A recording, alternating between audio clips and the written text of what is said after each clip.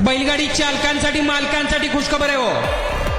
अखंड भारतातलं पहिलं मानाचं मैदान म्हणून ज्या मैदानाला किताब प्राप्त असं जगदवंद्य जगद्गुरु सद्गुरु श्री सेवागिरी महाराजांच्या आशीर्वादानं पदस्पर्शानं पावन झालेली भूमी, पदस्पर्शानं पावन झालेली भूमी म्हणजे श्री क्षेत्र पुशेगाव. दिनांक 16 डिसेंबर 2025 रोजी पहिलं मानाचं मैदान हिंद केसरी मैदान.